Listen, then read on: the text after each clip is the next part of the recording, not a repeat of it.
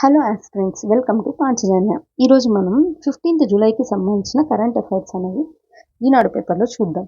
సరే, ఏంటి నేరం ఇక్కడ, బ్యాకప్ దుబాయ్లో. నిన్న లిక్కర్ స్కామ్కి ఒక న్యూస్ అప్డేషన్ ఉంది, ఈరోజు ఉందన్నమాట. సరే, బనకచర్లపై రేపు సీఎంల భేటీ అంటే ఇద్దరు. చూద్దాం ఏం మాట్లాడతారు ఇద్దరు కలిసి. దివికేగిన జగదేక సుందరి ఎవరు? సరోజాదేవి గురించి ఒక న్యూస్ ఆర్టికల్. నిన్న కోట శ్రీనివాసరావు గారు, ఈరోజు సరోజాదేవి గారు.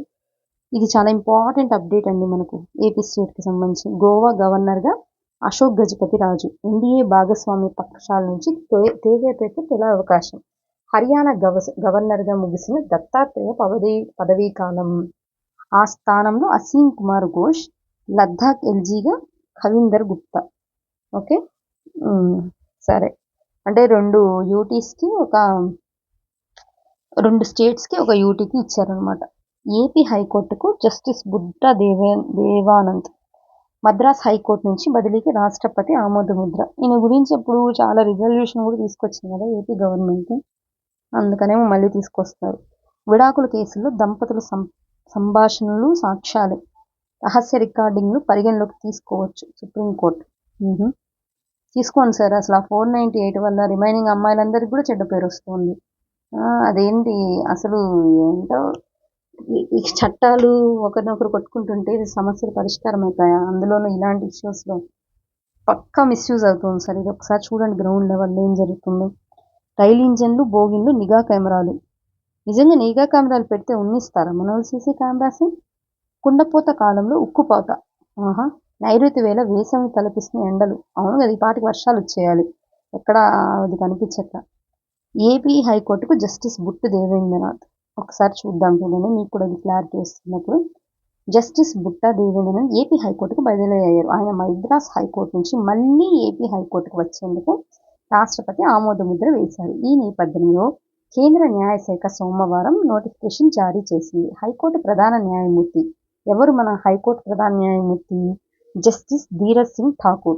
జస్టిస్ దేవానంద్తో ఏపీ హైకోర్టు న్యాయమూర్తిగా త్వరలో ప్రమాణం చేయించనున్నారు. అంటే ఒక జస్టిస్ని ఎవరు ప్రమాణం ఓత్ తీసుకుంటారు? సీజే తీసుకుంటారు. ఏపీ హైకోర్టు మొత్తం ఎంతమంది ఉన్నారు ఇప్పుడు? 37 మంది ఉన్నారనమాట.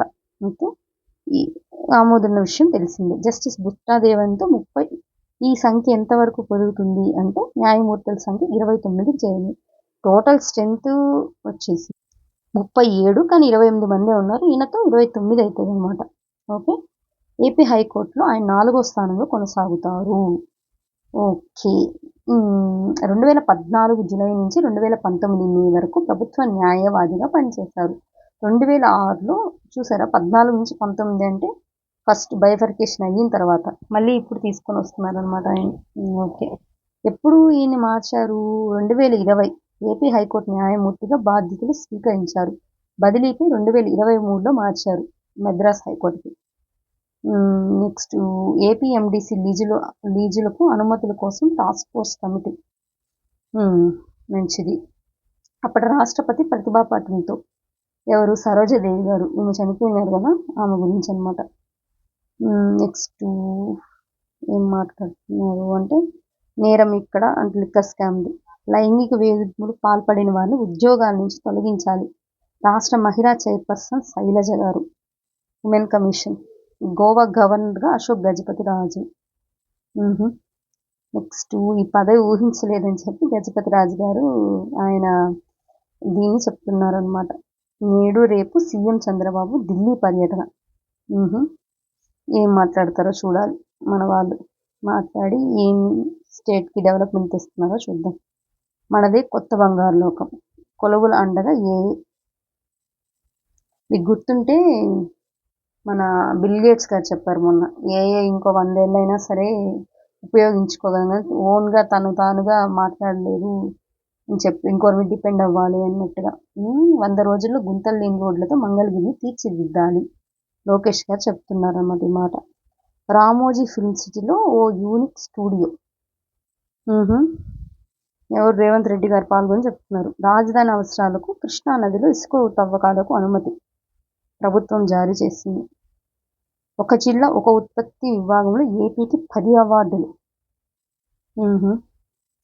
చంద్రబాబు వయసు, వ్యక్తిత్వంపై మీరా మాట్లాడేది? సీఎంలు 2 గంటల పాటు నిల్చొని మాట్లాడగలరా? పేర్ని నానిపై హోంమంత్రి చెప్తున్నారు. పంచాయతీల్లో ఇక పారదర్శకంగా ఆడిటింగ్, ప్రత్యేక కార్యాచరణకు సిద్ధం చేస్తున్న ప్రభుత్వం. చాలా ఇంపార్టెంట్ థింగ్ అండి. ఇంటర్వ్యూస్కి వెళ్తే మాత్రం ఈ క్వశ్చన్ ఖచ్చితంగా అడుగుతారు. ఈ పంచాయతీలో మెయిన్ ఇష్యూ ఏంటంటే ఆడిటింగే. ఆడిటింగ్ కోసమే. ఏంటి గ్రామ పంచాయతీల్లో ఆడిటింగ్ ఇంత పక్కాగా నిర్వహించేలా ప్రభుత్వం ప్రత్యేక కార్యాచరణ రూపొందిస్తుంది. ఇప్పటి వరకు అస్తవ్యస్త విధానాల కారణంగా పంచాయతీలో నిధుల వ్యయం, ఆదాయంపై లెక్కాపత్రం ఉండట్లేదు. కార్యదర్శులు, ఉద్యోగుల్లోనూ జవాబుదారీతనం కొరవడుతుంది. జవాబుదారీతనం కొరవడుతుందంటే అసలు పర్మనెంట్ ఎంప్లాయీస్ ఎక్కడ ఉంటున్నారండి? కాంట్రాక్ట్ వాళ్ళు ఉంటారు. ఆ కాంట్రాక్ట్ వాళ్ళు ఆ లోకల్ లీడర్స్ చెప్పిన వాళ్ళే ఉంటారు. సో వాళ్ళకి సంబంధించినవి చేస్తారు కదా. ఎవరో ఒకరు ఇద్దరు గవర్నమెంట్ వాళ్ళు, రెగ్యులర్ వాళ్ళు ఉన్నా సరే వాళ్ళని వీళ్ళు భయపెడతారు. ఇంకా మరి జవాబుదారీతనం ఎక్కడ కుదురుతుందండి?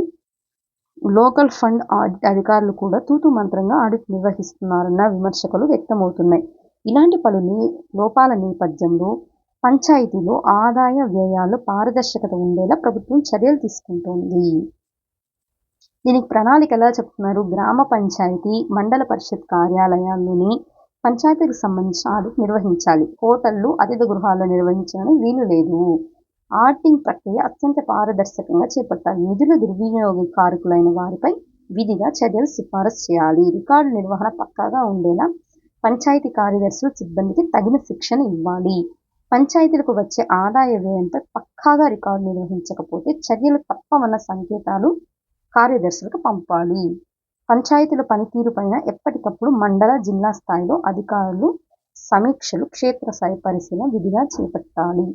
నిజంగా అవన్నీ చేపట్టి వాటి మీద మన వాళ్ళు దాన్ని యాక్షన్ తీసుకుంటారా? చూడాలి. తీసుకుంటారేమో. జాతీయ భద్రతకే ప్రమాదం. ఏది? బీహార్ ఓటర్స్ ఉన్నారు కదా, వాళ్ళ సంగతి మాట్లాడుతున్నారు. రక్షణ రంగంలో తెలుగు వెలుగులు. మన సైడు ఏంటి? డిఫెన్స్ సెక్టార్లో మన కాంట్రిబ్యూషన్ అని మన స్టేట్స్ గురించి మాట్లాడుతున్నారు. మస్కు ముచ్చట తీరుతుందా? అంటే పార్టీ పెట్టారు కదా, ఆ పార్టీ ఏమవుతుంది ఏంటని. దుర్గాబాయి దేశ్ముఖ్ గారు, పరిస్థితులకు బానిసలా మారవద్దు, వాటిని మనకు అనువుగా మార్చుకోవాలి. ప్రతి సమస్యని ఓపికగా, సమర్థంగా ఎదుర్కోవడంపైనే మన విజయం ఆధారపడి ఉంటుంది. ఆంధ్ర మహిళా సభ ఉంది కదా, దాన్ని స్థాపించింది ఎవరు? దుర్గాబాయి దేశ్ముఖ్ గారే. ప్రపంచవ్యాప్తంగా సమాచారాన్ని ఎప్పటికప్పుడు తెలుసుకోవడానికి, దూర తీరాల్లో ఉన్న వారితో మాటామంతి జరపడానికి ఇంకా ఎన్నటికో ఇంటర్నెట్ తోడ్పడుతుంది. అంతేకాకుండా ఆన్లైన్లో కొత్త కోర్సులు నేర్చుకోవడానికి, నైపుణ్యాలు పెంచుకోవడానికి, ఇంటి నుంచి విధులు నిర్వర్తించడానికి ఇది బాగా అక్కరకొస్తుంది. మొత్తంగా దేశాల ఆర్థిక వృద్ధికి అంతర్జాలం చోదక శక్తిగా నిలుస్తుంది. అయితే సంపన్న దేశాలతో పోలిస్తే అల్పాదాయ దేశాల్లో ఇంటర్నెట్ వినియోగిస్తున్న అవతరం చాలా తక్కువగా ఉంది. ప్రాంతీయంగా హెచ్చరిస్తున్న అసమానతలకు ఇది అద్దం పడుతుంది. ఆయా దేశాల్లో 15-24 మధ్య ఉన్న వయసు వారి ఇంటర్నెట్ వినియోగదారులు ఏంటి అని ఇక్కడ రాశారన్నమాట. అధికాదాయం, ఎగువ మధ్య, దిగువ మధ్య, అల్పాదాయం. సో అల్పాదాయము 44 ఉంటే అధికాదాయమేమో 98. దాదాపు హాఫ్ ఉంది మొత్తం. ఇంత వేరియేషన్ జరుగుతుంది. సరే, ఇంకేమైనా న్యూస్ అనేది కవర్ చేస్తున్నారేమో చూద్దాం. డిస్ట్రిక్ట్ పేపర్ అమరావతి, ఇది కూడా డిస్ట్రిక్ట్ పేపర్ ఇచ్చున్నారు. చదువులో ఏమి ఇచ్చున్నారు? అవకాశాల గురించి మాట్లాడారు. ప్రశ్నలు అడగనియండి, అడిగితే కొడతారు. నెక్స్ట్, దేశంలోని రెండో అతిపెద్ద ఇది ఎక్కడంట? కర్ణాటకలో. ఎవరు ఇనాగ్రేషన్ చేస్తున్నారు అంటే మన ministry of road and transportation highways. ఎవరు? మినిస్టర్ నితిన్ గడ్కరీ గారు. ఈయన దీన్ని ఇనాగ్రేట్ చేస్తున్నారంట. సరే, నెక్స్ట్, విమానంతో పోటీ పడే చైనా రైలు 600 కిలోమీటర్ల స్పీడ్, 60 కిలోమీటర్లే పోవటం. మన వందే భారత్ 180కి చేస్తే 100 పోతుంది. అది కూడా మధ్య మధ్యలో ఎన్నో దాన్ని చెప్తున్నారు. ఓకే, రూపాయికి న్యాయ సలహా. నెక్స్ట్, రైట్, తీపి నూనె పదార్థాలతో జాగ్రత్త. రష్యాకు 10 లక్షల మంది భారతీయ కార్మికులు. మాస్కో వ్యూహకర్తల కసరత్తు. నిమిష కేసులో చేయగలిగింది ఏమీ లేదు కేంద్రం. బట్ ఈవినింగ్ మాత్రం కొంచెం గుడ్ న్యూస్ చెప్పారు కదా, కొంచెం వాయిదా పడింది అన్నట్టుగా. ప్రభుత్వానికి వ్యతిరేకంగా పిటిషన్లు వేయాలి గడ్కరీ. ఏంటి ప్రజా పరిపాలన క్రమశిక్షణాయుతంగా సాగాలంటే ప్రభుత్వానికి వ్యతిరేకంగా కోర్టులో కేసులు వేయడం అవసరమని గడ్కరీ చెప్పారు. కోర్టులో కేసులు వేయడం అనేది కేవలం హక్కు మాత్రమే కాదు, ప్రభుత్వాలు బాధ్యతాయుతంగా పారదర్శకంగా పనిచేసేందుకు సమాజానికి ఉన్న శక్తివంతమైన సాధనం. ప్రజా ప్రయోజనాలను పరిరక్షించడం కోసం న్యాయ వ్యవస్థను సమర్థవంతంగా వినియోగించుకోవాలి.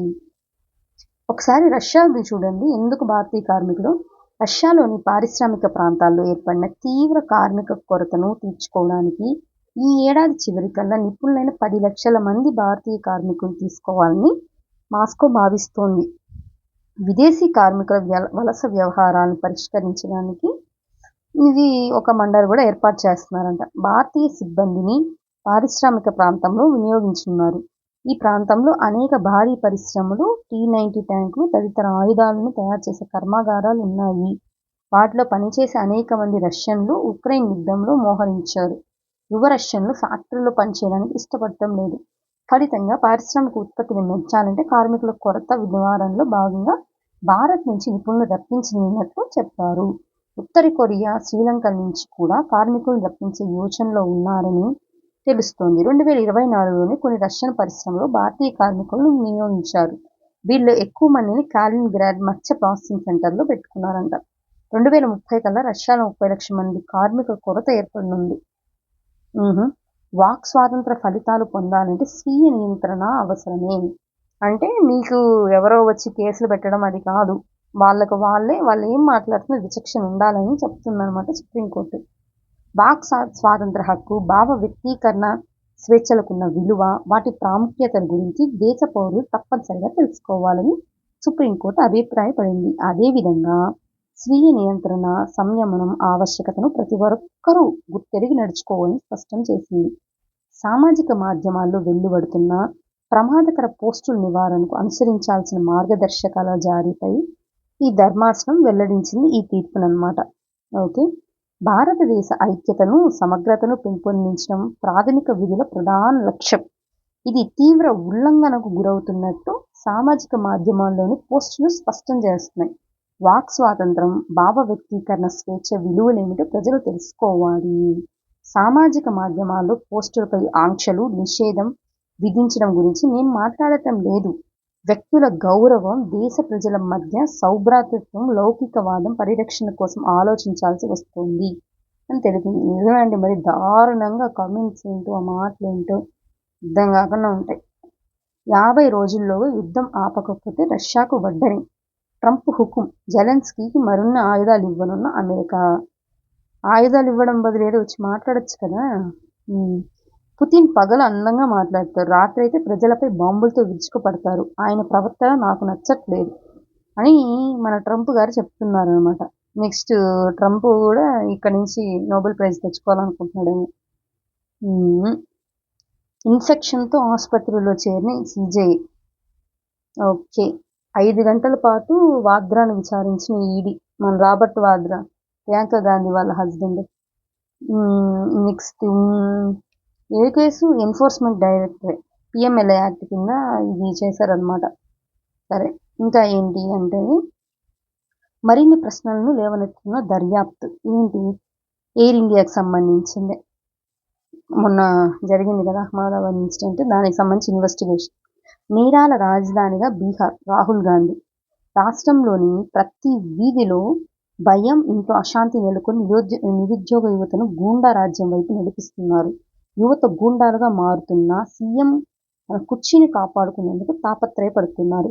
భాజపా మంత్రులు కమిషన్లు దండుకోవడంలో తీరిక లేకుండా ఉన్నారు. రాబోయే అసెంబ్లీ ఎన్నికల్లో ప్రభుత్వాన్ని మార్చడానికి కాదు, రాష్ట్రాన్ని కాపాడుకోవడానికి ఓటు వేయిందని మరోసారి చెప్తున్నా అని రాహుల్ గాంధీ గారు చెప్తున్నారు. ఆ స్విచ్లతో జాగ్రత్త, మసూచేట్స్ అగ్ని ప్రమాదం, మోదీకి టన్ను మామిడి పండ్లు పంపిన యూనస్ ఎవరు? బంగ్లాదేశ్. అట్లయితే హసీనా గారిని ఇస్తారనేమో. నెక్స్ట్ హసీనా కుమార్తెపై అవినీతి ఆరోపణలంట, సెలవుపై పంపిన WHO. బంగ్లాదేశ్ మాజీ ప్రధాని షేక్ హసీనాకు మరో ఎదురుదెబ్బ తగిలింది. WHOలో విధులు నిర్వహిస్తున్న ఆమె కుమార్తె ఆ సంస్థ సెలవులపై పంపింది. బంగ్లా ప్రభుత్వం సైమాపై అవినీతి కేసులు నమోదు చేయడంతో ఈ పరిణామం చోటు చేసుకుంది. వాళ్ళ మదర్ దానికి పిల్లల్ని చేస్తారా ఏమో, ఏం మాట్లాడతారో చూద్దాం. వైకాపా లిక్కర్ స్కామ్ గురించి ప్రజారోగ్యం గుల్ల. ఏపీ డ్రోన్ మార్ట్ పోర్టల్ను ప్రారంభించిన ముఖ్యమంత్రి. ఏంటిది? AP drone mart portal.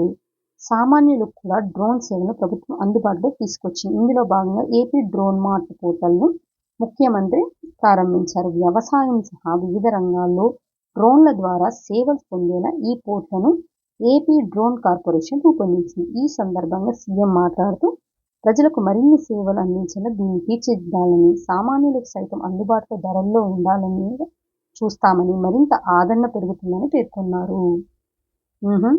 వ్యవసాయ, ఇన్ఫ్రాస్ట్రక్చరు, విపత్తు నిర్వహణ వంటి అంశాల్లో ఈ పోర్టల్ యూజ్ చేయొచ్చు. వాట్సాప్ గవర్నెన్స్ ద్వారా అవసరమైనప్పుడు ధృవీకరణలు. ప్రజలకు ఉన్న వాట్సాప్ గవర్నెన్స్ పొందేందుకు ప్రజలకు ఉన్న ఇబ్బందులు అధిగమించేలా ఎప్పటికప్పుడు చర్యలు తీసుకోవాలి. బ్లాక్ చైన్ టెక్నాలజీ ద్వారా అన్ని శాఖల రికార్డులను డిజిటలైజేషన్ చేయాలి. అన్ని శాఖల నుంచి సేకరించే డేటా ఒకే తీరుగా ఉండాలని సీఎం మాట్లాడారు. ఓకే, నెక్స్ట్ రాష్ట్రంలోనూ స్వచ్ఛ అవార్డులు. స్వచ్ఛాంధ్ర, స్వర్ణాంధ్ర సమీక్షలు సీఎం చంద్రబాబు. ఇంకా పురపాలక, మున్సిపల్ డిపార్ట్మెంట్స్ వీటన్నిటికీ ఫుల్ వర్క్ పెడతారు. సరే, ఏపీ ఫైబర్ నెట్ నిర్వహణకు ఎస్పీవి ఏర్పాటు. స్పెషల్ పర్పస్ వెహికల్ దీన్ని అరేంజ్ చేస్తున్నారంట ఏపీ ఫైబర్ నెట్కి. దీనికే కదా మన ఈయన పేరు ఏదో ఉండే కదా, ఫైబర్ నెట్ నుంచి డిజైన్ చేసి వచ్చేసారు, జీవి కృష్ణ సంథింగ్. కనెక్షన్లు 10 లక్షలు పెంచడమే లక్ష్యం. అధికారులతో సీఎం చంద్రబాబు సమీక్ష. పంచాయతీలకి ఫైబర్ నెట్ సేవలు. ఎన్ని పంచాయతీలు ఉన్నాయి చూడండి రాష్ట్రంలో? 12,946. ఇంకో 4 అయితే 950 అన్నిటికీ. అదే అర్బన్ లోకల్ బాడీస్ అయితే 110 ఉన్నాయి. నెక్స్ట్, వేగం అందుకొని డయాఫ్రమ్ వాల్ నిర్మాణం. పోలవరం గురించి అక్రమాల లెక్కలు తీస్తున్నారంట. నవరత్నాలు, పేదలందరికీ ఇల్లు. గంజాయి కేసులో దొరికితే సంక్షేమాలు బంద్ అంట మన మినిస్టర్ చెప్తున్నారు. తెలుగు రాష్ట్రాల్లో అతి తక్కువ ద్రవ్యోల్బణం. ఎందుకు లేదు ఇన్ఫ్లేషన్? మనకు కూడా ఉంది కదా బాగానే. ఆ కేసును కొట్టేయండి పేరు నాని. దుబాయ్ పరారైన ప్రద్యుమ్న. దగ్గరుండి మరీ దేశం దాటించి చెవిరెడ్డి భాస్కర్ రెడ్డి లిక్కర్ స్కామ్కి సంబంధించి. గ్లిజరిన్ వేసుకొని ఏడ్చినట్లు నమ్మించిందా? ఇదొక కేసు. మొన్న కర్ణాటకలో ఆ వాటర్లో దోసేసిన కేసు, ఇక్కడ glycerin case. Hisar Tirupati express general bogie దగ్ధం. అయ్యో. సముద్ర రంగంలో ఉజ్వల భవిష్యత్తు. కేంద్ర మంత్రి సర్బానంద సోనోవాల్. విశాఖలో ఘనంగా ప్రారంభమైన బిమ్స్టెక్ సదస్సు. మాట్లాడుకున్నాం కదా 2 days ముందు బిమ్స్టెక్ గురించి. అది భారత్ను సముద్ర రంగంలో అగ్రగామిగా తీర్చిదిద్దేందుకు ప్రయత్నిస్తున్నాం. బిమ్స్టెక్ దేశాల మధ్య సహకారంతో మారిటైమ్ డాష్బోర్డ్, పీపీపీ ఆధారిత ఇన్ఫ్రా, క్రూయిజం, టూరిజం, కోస్తా ఎకనామిక్ జోన్ వంటి కార్యక్రమాలను వేగంగా అమలు చేయనున్నాం. కలిసికట్టుగా ఉజ్వల భవిష్యత్తు వైపు సాగుదాం అని చెప్పి మన మినిస్టర్ చెప్పారు. విశాఖలో సోమవారం బిమ్స్టెక్ 2025 సదస్సును ఘనంగా ప్రారంభించారు. ఇది 2 days పాటు ఉంటుందన్నమాట.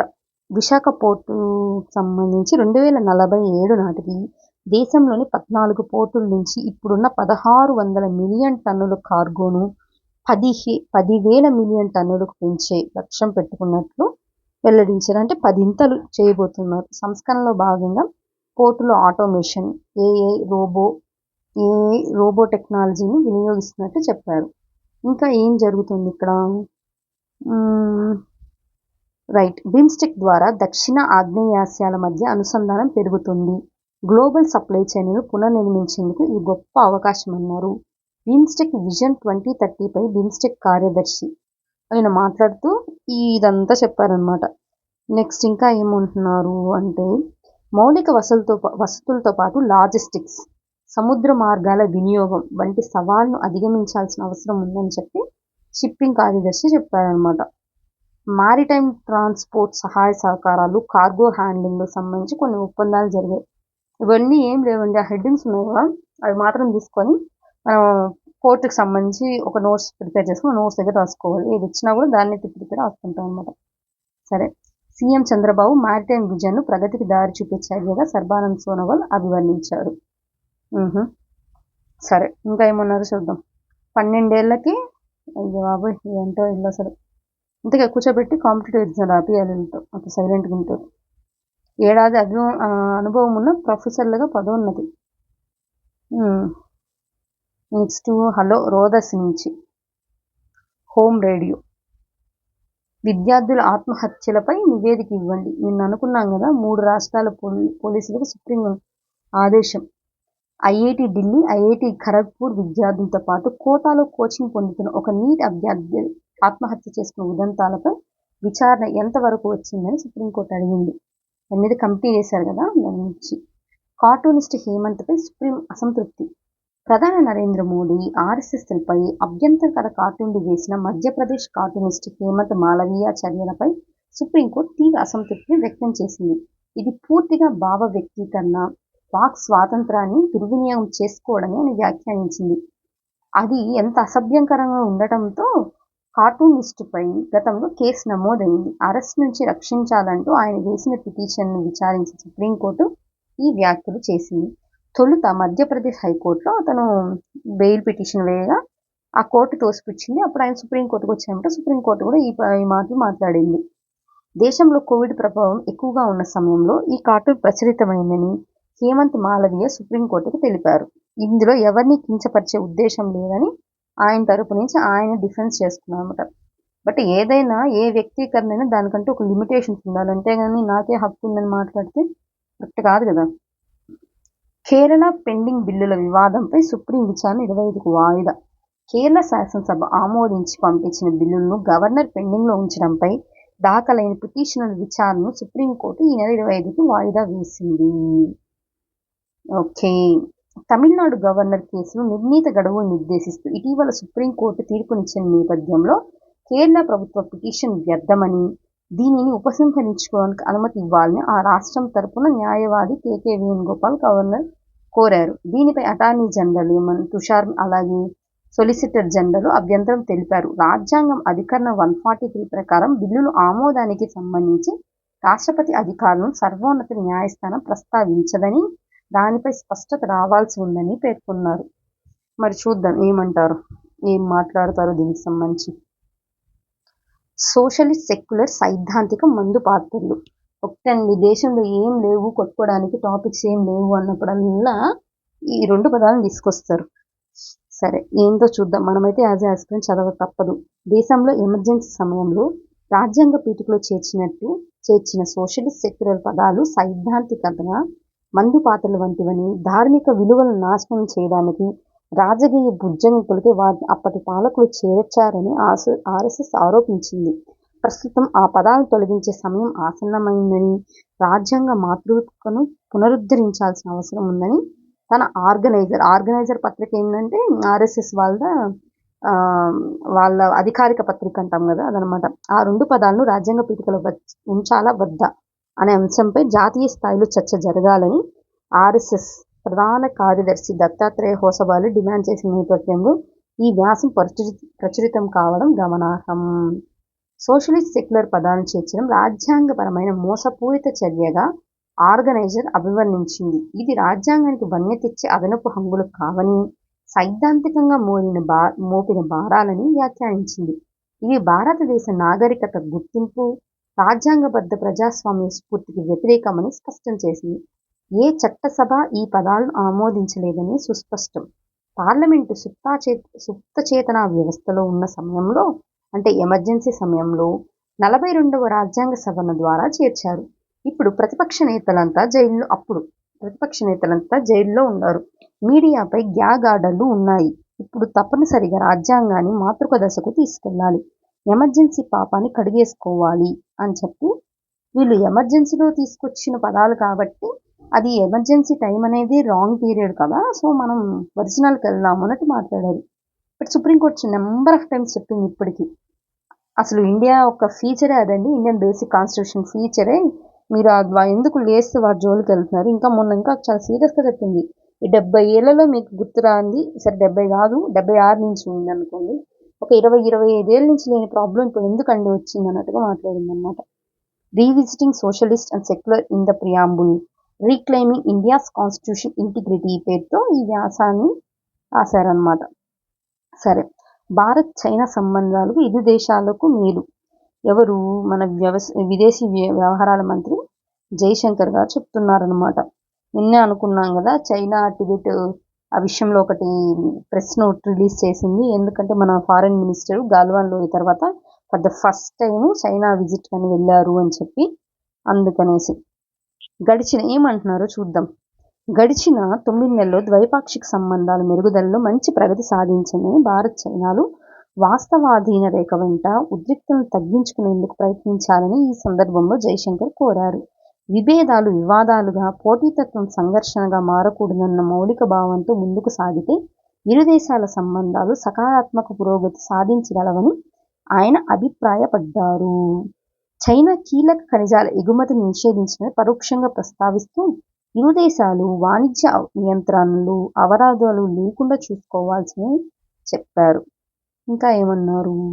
ఫీజులు, స్టైఫండ్ వివరాలు ఆన్లైన్లో పొందుపరచండి. వైద్య కళాశాలలకు ఎన్ఎంసి ఆదేశం.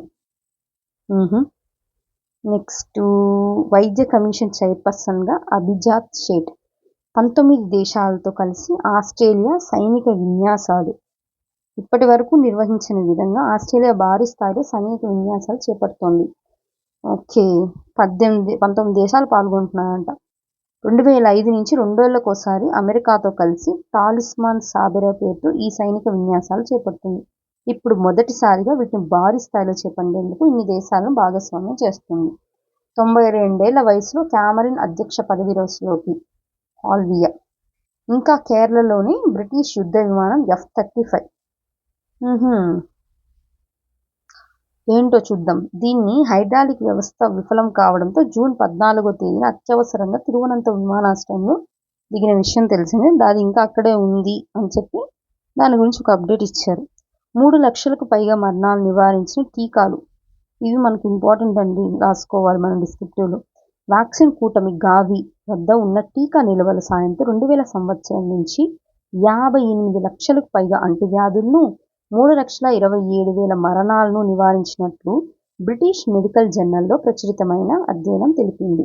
2000 సంవత్సరంలో ఏం జరిగింది అంటే, గావికి యుయు, అమెరికాతో పాటు పలు దేశాలు గేట్స్ ఫౌండేషన్ వంటి ప్రైవేట్ సంస్థలు, అంతర్జాతీయ సంస్థలు నిధులు సమకూరుస్తాయి. కానీ డొనాల్డ్ ట్రంప్ జమానాలో అమెరికా నిధులు తగ్గిపోతున్నాయి. ఇది గావి టీకా కార్యక్రమానికి విఘాతం కలిగిస్తుంది. Cholera, Ebola, yellow fever, measles, meningitis వంటి అంటువ్యాధులు నివారించడానికి టీకాలే కీలకం. ఎందుకంటే మెడిసిన్ కన్నా కూడా ఈ వ్యాక్సిన్స్ ఇంపార్టెంట్ కాబట్టి. Next, Bihar voters. ఇది బీహార్ ఎలక్షన్స్ జరిగిందాక ఎవ్రీడే బీహార్ గురించి న్యూస్ అనేది ఉంటుంది. ఈడీ ఛార్జ్ షీట్ పరిగణపై 29ని తీర్పు. నేషనల్ హెరాల్డ్ కేసులో ఢిల్లీ కోర్టు నిర్ణయం. ఏళ్లు గడిచిన తీర్పు వెలువరించిన హైకోర్టుపై సుప్రీంలో పిటిషన్. 10 మంది ఖైదీల అభ్యర్థనను విచారణకు స్వీకరించిన అత్యున్నత న్యాయస్థానం. Justice denied is justice delight. So గుర్తుపెట్టుకొని ప్రతి హైకోర్టు కూడా నడుచుకోవాల్సి ఉంటుంది. సరే, ఇంకేమన్నా ఇచ్చారేమో చూద్దాం. హెచ్సిఎల్ లాభం 9.7% తగ్గిందంట. నెక్స్ట్, దివీస్ షేర్కు అమ్మకాల ఒత్తిడి. దివీస్ లాబొరేటరీస్. చైనా, కెనడా, మెక్సికోలపై టారిఫ్లతో భారత్కే మేలు. ఏం మాట్లాడుతున్నారో చూద్దాం. అమెరికాకు భారత్ మరింత పోటీతత్వంతో ఎగుమతులు చేసే అవకాశం వచ్చిందని నీతి ఆయోగ్ పేర్కొంది. చైనా, కెనడా, మెక్సికో వంటి దేశాలపై అమెరికా అధిక టారిఫ్ను విధించడం ఇందుకు కలిసి వస్తుందని ట్రేడ్ వాచ్ క్వార్టర్లీ నివేదికలో తెలిపింది. దీని ప్రకారం అగ్రగామి 30 విభాగాల్లో 22 విభాగాల్లో భారత్కు ప్రయోజనం కలగనుంది. వీటికి మార్కెట్ పరిమాణం ఎంత? $2,285 బిలియన్. ఈ విభాగాల్లో అగ్రగామి ఎగుమతిదారులు చైనా, కెనడా, మెక్సికో దేశాలు. ఈ దేశాలపై 30, 35, 25% టారిఫ్ను అమెరికా విధించడం మన దేశానికి కలిసి వస్తుంది. ఈ దేశాలతో పోలిస్తే భారత్కు ఉన్న టారిఫ్ ప్రయోజనం దృష్ట్యా అమెరికా దేశంలో మన దేశపు వాటాను పెంచుకోవచ్చు. ఫార్మా, జౌళి, విద్యుత్, మిషనరీ రంగాల్లో వాటా పెంపునకు అవకాశం ఉంది. మరో 6 విభాగాలకు సంబంధించి పోటీతత్వ విషయంలో మన దేశానికి ఎటువంటి మార్పు ఉండదు. అమెరికాకు ఈ విభాగాల ఎగుమతుల ద్వారా 32% ఉంది. అమెరికా మొత్తం దిగుమతుల్లో 26% లేదా $26 బిలియన్ ఉంది. భారత ఎగుమతుల్లో 52% సమానమైన 78 ఉత్పత్తుల్లో అమెరికా మొత్తం దిగుమతుల్లో 26% సమానమైన ఉత్పత్తుల్లో భారత్కు పోటీలో ప్రయోజనం ఉంది. సో వాళ్ళ దగ్గర నుంచి మనం తీసుకునే దానికన్నా మన నుంచి ఎక్స్పోర్ట్ అయ్యే విషయాలు ఎక్కువ ఉన్నాయి అని చెప్పడం అనమాట.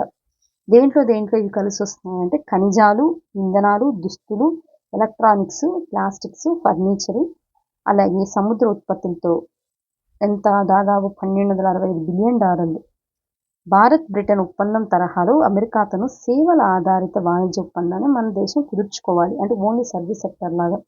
ఐటీ, ఆర్థిక సేవలు, ప్రొఫెషనల్ సేవలు, విద్య వంటి కీలక రంగాలపై బలమైన దృష్టి పెట్టాలి. ముఖ్యంగా H1B, L1 విభాగాల్లో వీసా ప్రక్రియ మెరుగుపరచాలి.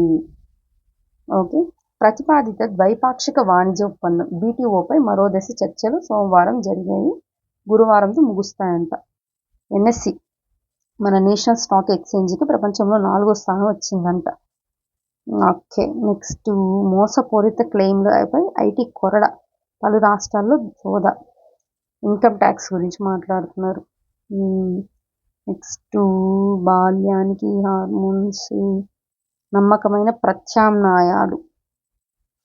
ఒకసారి చూడండి, మొత్తం కరెంట్ రిలేటెడ్ ఇష్యూస్తో ఈ ఆర్టికల్ అనేది కవర్ చేసినట్టున్నారు. వీలైతే ఒకసారి క్లైమేట్ చేంజ్ మీద వచ్చిన ఈ ఆర్టికల్ చదవడానికి ట్రై చేయండి. నెక్స్ట్ ఇంకా ఏమన్నారో చూద్దాం. రైట్, అజాత శత్రువు పైన జగన్ అరాచకం. చినుకు రాలేనా మొలక నవ్వేనా, రాష్ట్రంలో 35% లోటు వర్షపాతం. కలెక్టర్కు ర్యాంప్ అమలు బాధ్యతలంట. ర్యాంప్ ఏంటి? Raising accelerating MSME performance. RAMP portfolio దేనికి సంబంధించిందండి? MSMEకి సంబంధించింది. సరే, ఇంకా బాలికల సంఖ్య పెరుగుతోంది. రాష్ట్రంలో బాలికల నిష్పత్తి పెరుగుదల. 2024 సగటున 1000 మంది అబ్బాయిలకు 930 మంది అమ్మాయిలు. 2018 910 మంది. ఇది మన సోషల్ ఎకనామిక్ సర్వేలో కూడా ఇచ్చారు, మీకు గుర్తుంటే. అవునా? ఫస్ట్ ఏ డిస్టిక్ ఉందో ఒక్కసారి చూడండి. ఇప్పుడు కంప్లీట్ 924 ఉంది. లీస్ట్ కడప, అంతేనా? 900 ఇంకా ఉన్నట్టుంది కదా. 896 ఒకటి కనిపిస్తుంది నాకు నెంబరు. ఇంతకన్నా ఇంకేదైనా లీస్ట్ ఉంటే చూడండి. ప్రకాశంలో లీస్ట్ కనిపిస్తుంది ప్రజెంట్. హయ్యెస్ట్ ఎక్కడుంది? 945, 46 కృష్ణానా? ఒక్కసారి చూడండి. మేబీ ఈ డేటా మాత్రం మన సోషల్ ఎకనామిక్ సర్వేనే కోట్ చేయండి. ఆ రోజుకి మనకు ఎగ్జామ్ టైంకి వస్తుంది కాబట్టి. నక్కపల్లి అనగానే ఏం చెప్పా? బల్క్ డ్రగ్ పార్క్ అన్నాను కదా, అదే. ఇంకా అది వస్తూనే ఉంటుంది. అయితే ఒక 10 days మీరు ఇది స్టేట్ లెవెల్ ఎగ్జామ్కి సంబంధించి కరెంట్ ఇష్యూస్ అనేది సీరియస్గా చూసారంటే అవి ఏ వర్డ్స్ వాటి కంటిన్యూషన్ అప్డేట్సే కాబట్టి ఇలా ఫింగర్ టిప్స్ మీద వచ్చేస్తాయి, పెద్ద కష్టమే ఉండదు.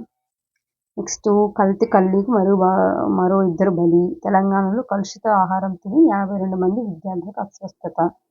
అంతమంది ఫుడ్ పాయిజన్ అయిందంటే ఏం చేస్తున్నారు? అక్కడ పెట్టేవాళ్ళు వేరే వేటి మీద కాన్సన్ట్రేషన్ చేస్తారు, అందుకే పిల్లలకి ఇలా అయిందనమాట. ఏంటో. ఏఐ ఆధారిత విద్యా విప్లవానికి కేంద్రంగా ఏపీ బిట్స్ బిలాని పెడుతున్నారని చెప్పారు కదా, దానికి సంబంధించి ఇలా మాట్లాడుతున్నమాట. ఇదండి జూలై 15కు సంబంధించిన ఈనాడు పేపర్ కరెంట్ అఫైర్స్ అనేవి. ఓకే, మన ఎఫర్ట్స్ కానీ మీకు నచ్చినట్లయితే ఈ వీడియోని లైక్ చేయండి, మన ఛానల్ సబ్స్క్రైబ్ చేయండి, ఈ వీడియోని మీ ఫ్రెండ్స్కి కూడా షేర్ చేయండి. Thank you so much.